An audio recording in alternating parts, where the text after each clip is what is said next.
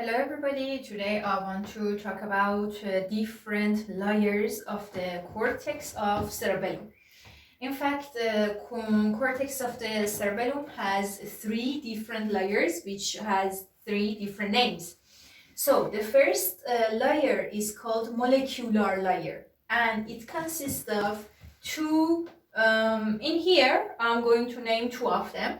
Two different neurons, which are stellate cells and also the basket cells. And also the dendrites, which are like tree shape or leaf shape, leaves of the trees. So they are like tree shapes. They are located in the molecular layer and also stellate cells and the basket cells.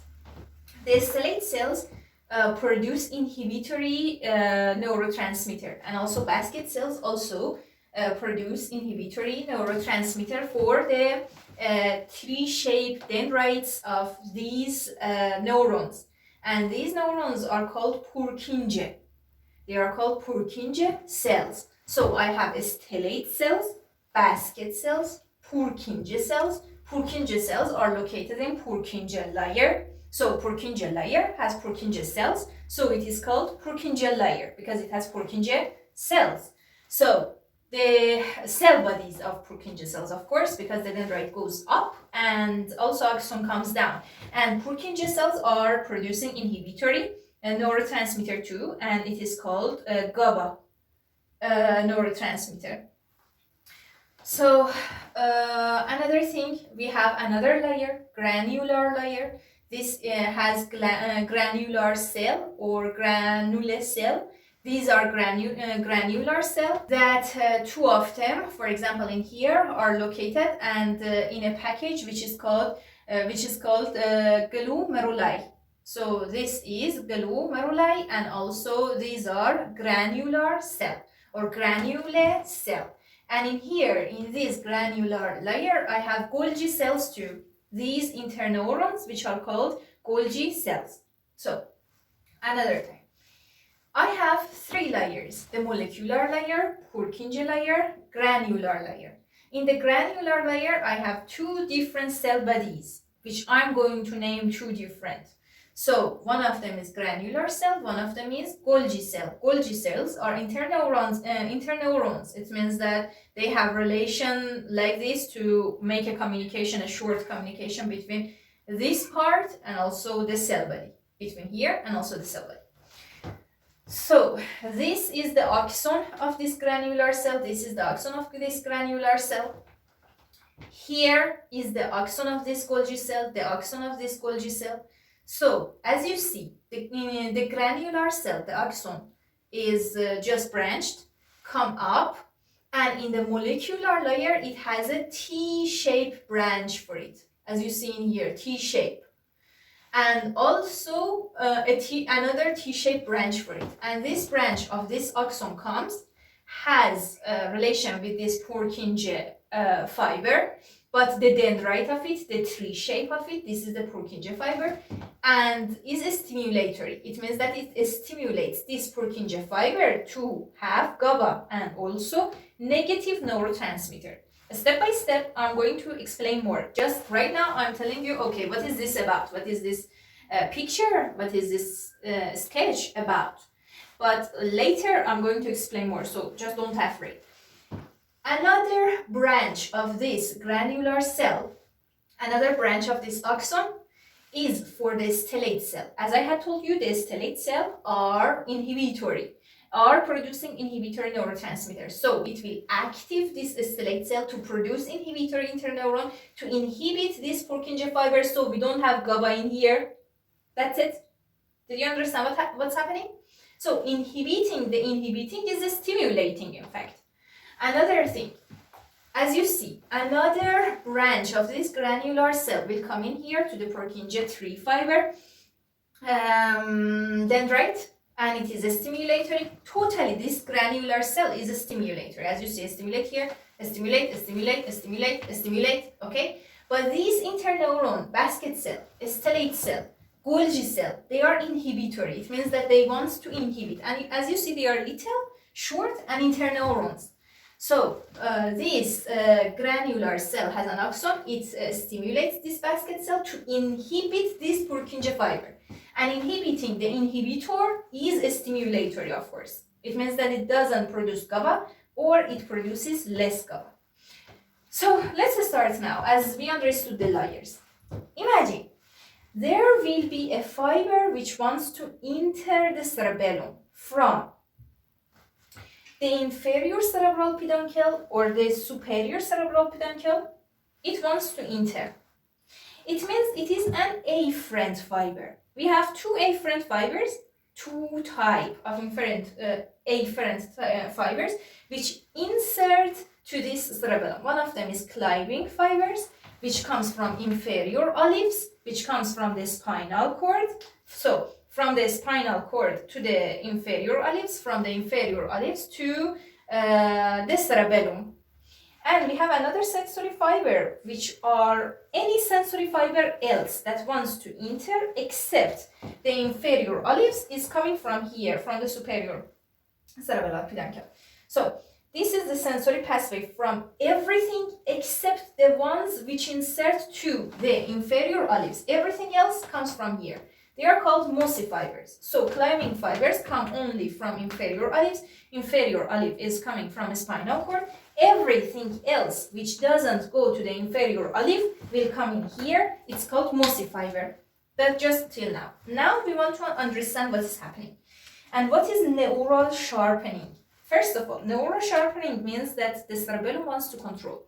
It means it doesn't want the stimulation will be so high or the stimulation will be so less. It wants to control the nerves, these functions. It wants to control everything. It has relation in the coordination. It wants to, it won't be so high response, it won't be so less response in order to the sensation. So this is called neural sharpening. It means that it inhibits some information and it stimulates some other sensory information. So this sensory information from the inferior olive, from the spinal cord, comes to the inferior olive and then comes from the inferior cerebral peduncle to the cerebellum. The first thing that it faces is this nucleus. This nucleus can be dentate, emboliform, globus, or fastigial nucleus. It means don't eat grassy food.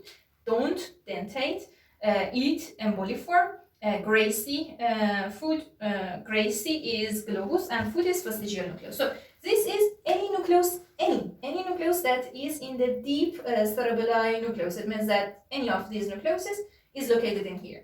This cliving fiber is an stimulatory fiber. It means that it has, it releases aspartate, which is plus, which is a neurotransmitter, which is a stimulator. It stimulates this fiber, and then this information can go down directly, or this cliving fiber will go up to the Purkinje layer. It stimulates another one. Totally, this cliving fiber is a stimulator.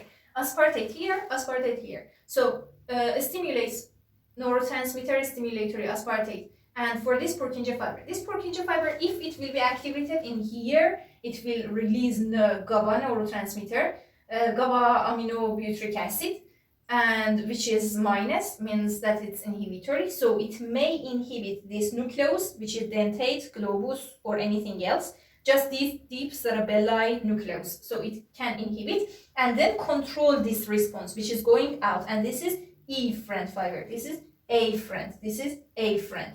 It means it comes out. This goes out. So it will control this response which is going out of the cerebellum. Now it can go to the cerebrum, or it can just directly go down to the spinal cord, to the motor part, and controlling, for example, a muscle. So what happened? What I want to tell? I want to tell that this cliving fiber is coming up. It is a stimulatory one. It means that it only produces aspartate. So aspartate here, it is plus. If it goes here, it will control this response which this nucleus is going to have. That's it. Another thing about this sensory pathway. So this sensory pathway comes in. This is sensory. It is bringing information. It wants answer. So it is bringing information. It is plus. It stimulates these deep cerebelli nuclei. It can be dentate. It can be fastigial nucleus. It can be globus, emboli, anything. but it stimulates by glutamate. Glutamate is totally positive. It is a positive neurotransmitter. It means that it is a stimulatory. So glutamate here, it is positive. It wants now to control, and neural sharpening happens. So it comes in the granular layer. In the granular layer, I have granular cell and also Golgi cell. So it has positive, it means glutamate. It stimulates this granular cell. This granular cell is a has a stimulatory neurotransmitter too. So it will come up. The information is coming up. The action potential, in fact, action potential is coming up. It is like T shape. It divides, branches in here. It is a stimulatory. I told you. This is a stimulatory, this is a stimulatory, and this granular cell is a stimulatory too. So plus here, plus here, plus here. So T shape then divides, branches for the stellate cell. Stellate cell are interneurons. They are inhibitory. Look, interneuron, interneuron, interneuron. Inhibitory, inhibitory, inhibitory. So inhibitory in here inhibits this Purkinje tree shape like dendrites. And this Purkinje inhibiting, the inhibition means positive stimulation, means that, okay, just directly, sharply, this information must go out. So it stimulates here for this inhibits. But if it stimulates this Purkinje fiber, this Purkinje fiber will be active, the GABA will be released, and GABA will inhibit this deep cerebellar nuclei, and information is going by less speed, less frequency of action potential.